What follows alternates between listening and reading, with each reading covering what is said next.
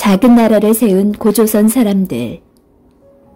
고조선이 한나라에게 무너진 뒤 만주 지역에 살던 고조선 사람들은 한나라를 피해 남쪽으로 내려왔어요. 한반도 중부와 남부에는 넓은 들과 강이 있고 날씨가 따뜻해서 농사를 짓기에 알맞았죠. 고조선 사람들은 남쪽으로 내려가다 살기 좋은 곳이 나오면 모여서 마을을 이루고 작은 나라를 세웠답니다. 새로 열린 나라 서라벌. 한반도의 남쪽에 양산, 고호, 대수, 진지, 가리, 고야라는 6마을이 있었어요. 6마을은 각각 6 어른들이 다스리고 있었죠. 그때 6마을의 사람들은 서로 더 좋은 땅을 차지하려고 이웃마을에 쳐들어가거나 남의 물건을 훔치는 일이 잦았죠. 그래서 6 어른들은 6마을을 모아 하나의 강한 나라를 만들어야겠다고 생각했습니다. 마침내 6 어른들은 알에서 태어난 박혁거세를 왕으로 세웠죠. 백성들은 왕을 하늘에서 내려온 하나님의 아들이라며 귀하게 여겼습니다. 박혁거세는 왕이 되고 나서 나라의 이름을 서라벌이라고 하였습니다. 이 서라벌이 훗날 고구려와 백제를 무너뜨리고 오랜 역사를 이어가는 신라의 시작이었답니다. 나라를 잘 다스린 박혁거세. 박혁거세는 왕비 알룡과 함께 6마을을 돌며 백성들을 돌보았어요. 사람들은 농사를 지어 곡식을 거두고 누에를 길러 비단을 만들었죠. 서라벌은 갈수록 살기 좋은 나라가 되어갔습니다. 그러자 이웃나라에서 서라벌로 옮겨오는 사람들이 많아졌어요. 박혁거세는 새로 옮겨온 백성들도 반겨주었어요. 박혁거세는 도읍에 성을 쌓고 더 좋은 나라를 만들기 위해 애썼습니다. 서라벌은 조금씩 나라의 모습을 갖추어 갔습니다. 고구려를 세운 주몽왕. 서라벌 백성들이 성을 쌓고 있을 때 북쪽에서는 고구려가 생겨나고 있었어요. 동부여에 살던 주몽은 동부여 금화왕의 맏아들인 대소의 미움을 받았습니다. 주몽이 동부여에서 도망치자 대소는 군사들을 이끌고 주몽을 쫓아왔죠. 주몽은 동부여군을 피해서 강을 건넜습니다. 드디어 주몽은 졸본이라는 땅에 이르러 고구려를 세우고 왕이 되었죠. 그 소문이 널리 퍼지자 가까이 있는 작은 나라들도 주몽왕을 따르기 위해 모여들었어요. 고구려는 강한 나라로 커갔습니다. 도읍을 국내성으로 옮긴 고구려. 고구려가 나라의 기틀을 잡고 땅을 넓혀가고 있을 때였어요. 주몽왕이 동부여에 남겨두었던 아들 유리가 고구려로 찾아왔죠. 주몽왕이 유리를 태자로 삼자 고구려의 왕자 비류와 온조는 마음이 편치 않았죠. 비류와 온조는 더 이상 고구려에 있을 수 없다고 생각하고 고구려를 떠나 새로운 곳에 나라를 세우기로 맘먹었죠. 훗날 주몽왕이 세상을 떠나자 고구려 사람들은 매우 슬퍼하며 주몽왕을 동명성왕이라 높여 불렀죠. 동명성왕의 뒤를 이어 태자인 유리가 고구려의 제2대 왕이 되었습니다. 유리왕은 고구려의 도읍을 국내성으로 옮겼죠. 국내성은 주변에 물이 흘러 농사를 짓거나 고기잡이를 하기 좋고 높은 산으로 둘러싸여 있어 적이 쉽사리 쳐들어올 수 없는 곳이었죠. 유리왕은 국내성을 도읍으로 삼은 뒤 고구려를 더욱 강한 나라로 키웠답니다. 한강이 흐르는 나라 백제. 한편 고구려의 왕자인 비류와 온조는 어머니 소소노와 함께 신하들과 백성들을 이끌고 남쪽으로 내려갔어요. 한강의 북쪽 땅에 도착한 비류와 온조는 높은 곳에 올라가 주위를 둘러보았어요. 온조는 한강이 가까이 있는 위례성이 나라를 세우기에 가장 좋은 곳이라고 생각했어요. 그런데 비류는 바닷가에 나라를 세우고 싶어 했죠. 비류는 온조를 위례성에 남겨두고 바닷가로 떠났어요. 비류와 온조가 헤어지면서 신하들과 백성들도 둘로 나누었죠. 온조는 위례성에 도읍을 정하였어요. 위례성은 동쪽으로는 높은 산이 있고 서쪽으로는 큰 바다가 막고 있으며 남쪽으로는 들판이 펼쳐져 있고 북쪽으로는 한강이 흘러 도읍으로 아주 좋은 곳이었죠. 온조는 10명의 신하들의 도움으로 나라를 세웠다는 뜻으로 나라 이름을 십제라고 하였어요. 이 십제가 훗날 아름다운 문화를 꽃피우는 백제의 시작이었어요. 백제로 나라 이름을 바꾼 온조왕. 온조와 헤어진 비류는 미추홀이라는 바닷가에 터를 잡았어요. 그곳은 땅이 축축하고 물이 짜서 농사가 잘 되지 않았어요. 비류가 온조를 찾아서 위례성으로 가보니 온조는 백성들과 편안하게 잘 살고 있었죠. 자신의 잘못된 결정을 부끄러워하던 비류는 결국 병을 얻어 세상을 떠나고 말았어요. 그러자 비류를 따라 미추홀에 갔던 백성들이 하나둘 위례성으로 모여들었어요. 온조왕은 다시 돌아온 백성들과 함께 나라를 더 크게 키우기 시작했죠. 온조왕은 백성들이 모두 즐거운 마음으로 따랐다는 뜻으로 나라 이름도 백제라고 고쳤답니다. 부여, 동예, 옥저, 그리고 가야. 우리나라가 고구려, 백제, 신라로 나뉘어 있던 시대를 삼국시대라고 불러요. 그런데 삼국시대에 우리나라에 세 나라만 있었던 것은 아니죠. 북쪽에는 고구려, 백제와 뿌리가 같은 부여가 있었고 동쪽 바닷가에는 동해와 옥저가 있었어요. 또 남쪽에는 54개의 작은 나라들이 합쳐진 마한이라는 나라도 있었죠. 마한은 뒤에 백제와 합쳐졌습니다. 김해 지방에는 12개의 작은 나라들이 합쳐진 변한이라는 나라가 있었어요. 변한에는 9마을을 다스리는 9어른들이 있었죠. 9어른들은 아래서 태어난 김수로와 5명의 청년들을 왕으로 세우고 나라의 이름을 가야라고 하였습니다. 김수로는 가장 큰 금관가야의 수로왕이 되었고 5 청년들은 각각 아라가야, 고령가야, 대가야, 성산가야, 소가야를 다스렸답니다. 철의 나라 가야. 금관가야의 수로왕은 6가의 왕들 가운데 우두머리였습니다.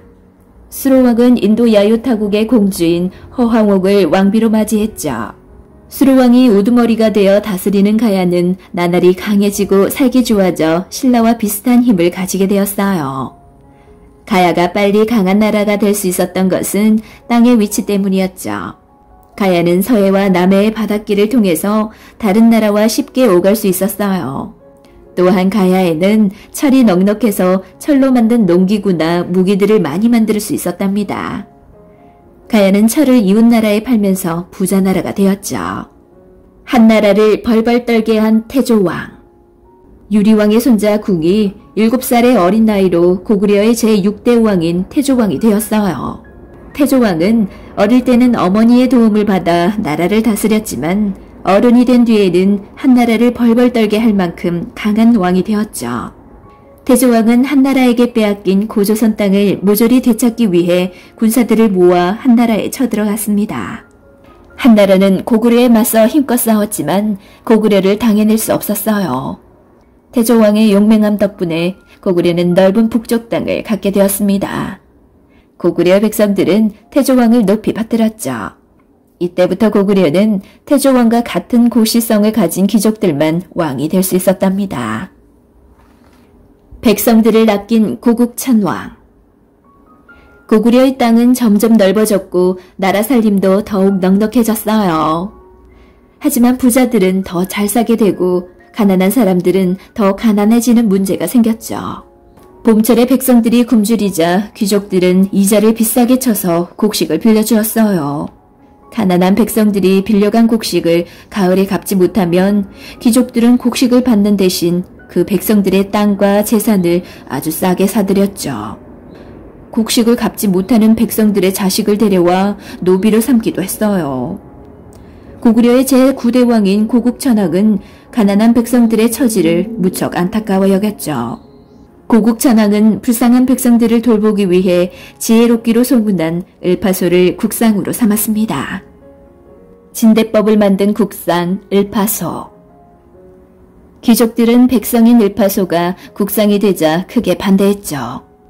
하지만 고국천왕은 을파소를 끝까지 믿었어요. 을파소는 1904년에 진대법이라는 제도를 만들었어요.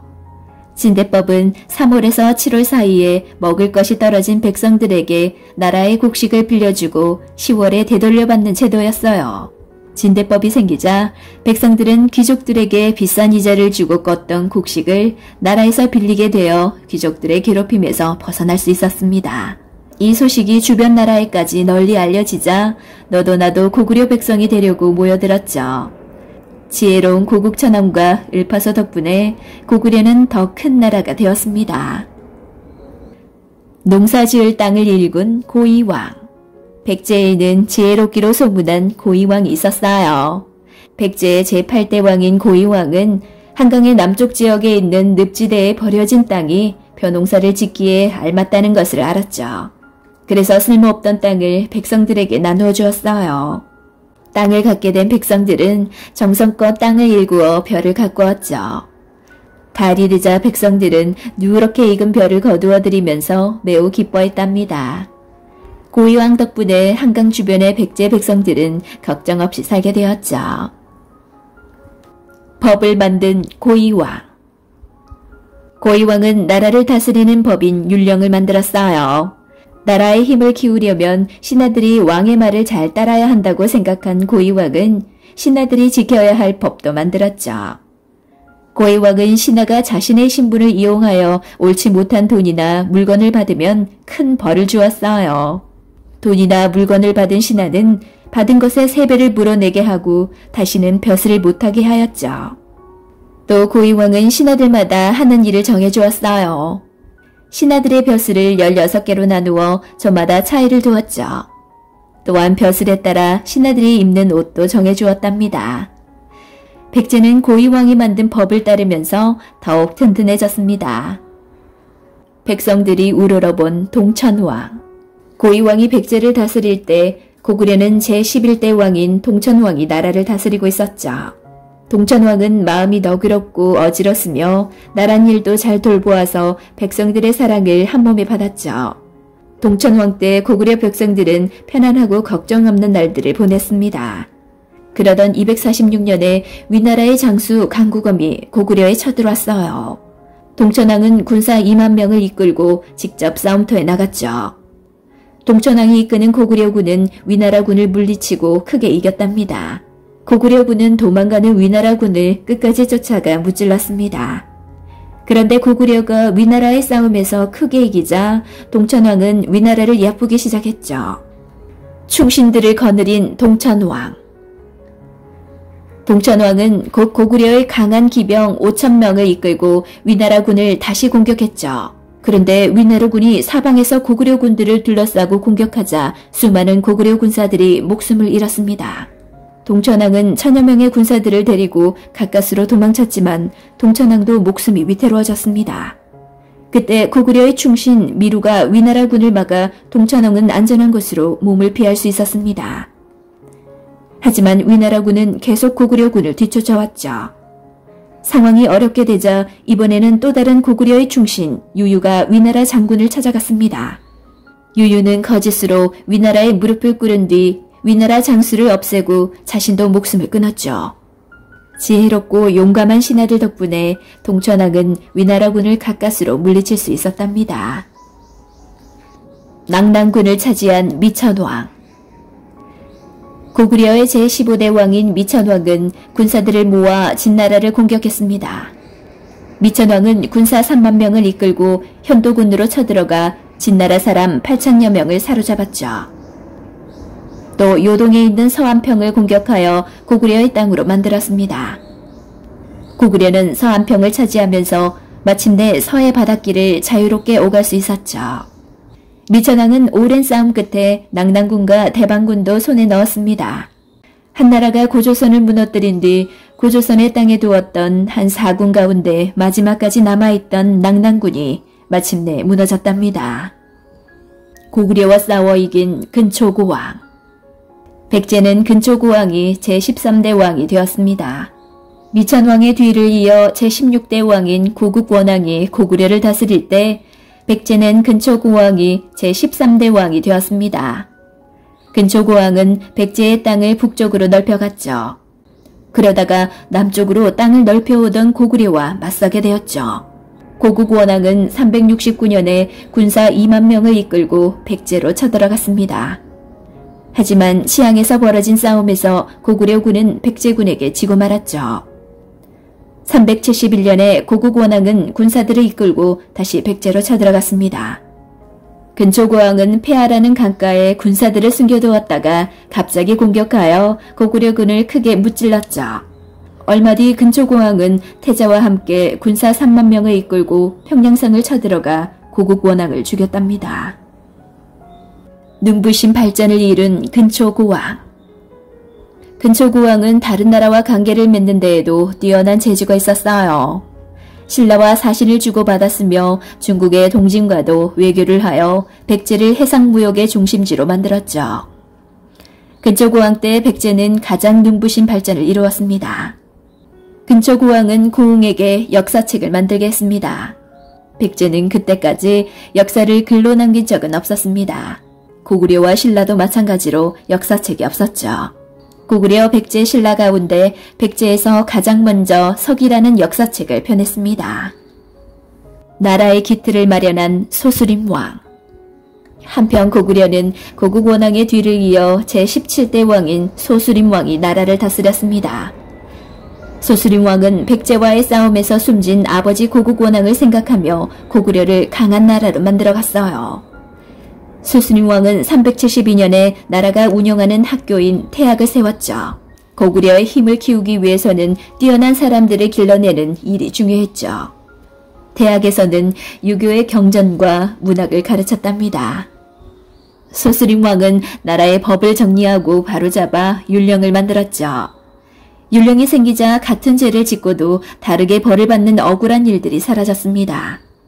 또한 소수림왕은 나라를 편안하게 하고 백성들을 잘 다스리기 위해 고구려에서 처음으로 불교를 받아들였죠. 그리고 스님인 순도와 아도를 위해 초문사와 아불란사라는 절을 지어주었죠. 소수림왕의 노력으로 나라는 점점 편안해졌고 고구려가 강한 나라가 되는 기틀을 마련했습니다. 가장 힘센 고구려를 만든 광개토 대왕. 고구려의 제10대 왕이 된 광개토 대왕은 가장 먼저 백제의 북쪽을 쳐서 한 달 만에 10개의 성을 차지했어요. 한강 북쪽의 땅과 황해도 지역을 모두 되찾은 것이었죠. 그해 겨울에 광개토 대왕은 백제의 중요한 지역인 감미성을 공격하여 단 20일 만에 빼앗기도 했습니다.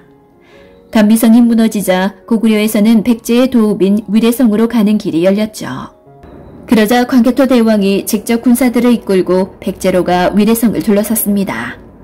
백제의 제17대 왕인 아신왕은 노비 1000명과 배 1000피를 광개토 대왕에게 바치고 신하나라가 되기를 청했죠.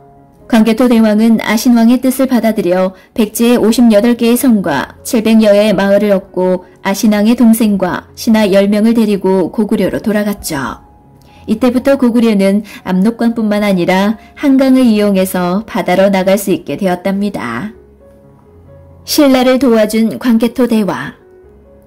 광개토 대왕이 고구려의 땅을 점점 넓혀가고 있을 때 신라는 제17대 왕인 내무랑이 다스리고 있었습니다. 내무랑은 나라 곳곳에 신하들을 보내 호라비와 호로미, 부모 없는 아이들과 나이 많은 사람들을 달래고 곡식을 내렸죠. 내무랑은 가엾은 백성들을 가장 먼저 돌보고자 하였습니다. 그런데 느닷없이 외나라가 신라를 쳐들어왔습니다. 내무랑은 서둘러 고구려의 도움을 청했죠.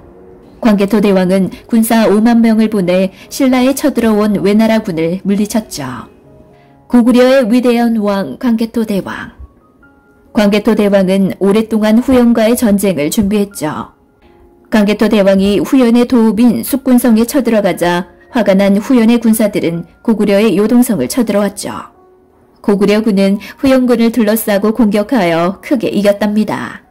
고구려는 이 전쟁에서 갑옷 만여 벌과 많은 무기들을 얻었습니다. 그 뒤 후연은 자기들끼리 싸우다가 결국 무너지고 말았죠. 이렇게 하여 요동은 고구려가 무너질 때까지 계속 고구려의 땅으로 남게 되었답니다. 광개토 대왕은 평생 동안 전쟁을 하였지만 나란 일에도 소홀하지 않았죠. 광개토 대왕이 고구려를 다스릴 때에는 백성들이 편안하고 곡식이 넉넉했답니다. 서로 힘을 겨루며 커가는 새 나라. 고구려, 백제, 신라는 서로 힘을 겨루면서 땅을 넓히고 나라를 더욱 키워나갔습니다. 또 지금의 중국 땅에 있던 나라들과 큰 싸움을 하기도 했습니다. 북쪽에 자리 잡은 고구려는 지금의 중국 땅에 있던 큰 나라들을 막아주어 백제와 신라가 커가는 것을 도와주었습니다. 또 중국에서 들어온 뛰어난 문화들을 곳곳에 전해주기도 하였죠. 하지만 고구려가 백제와 신라를 도와주고 간섭하기도 하는 관계는 오랫동안 계속될 수 없었죠. 백제와 신라도 고구려처럼 커다란 나라가 되기를 꿈꿨기 때문이죠.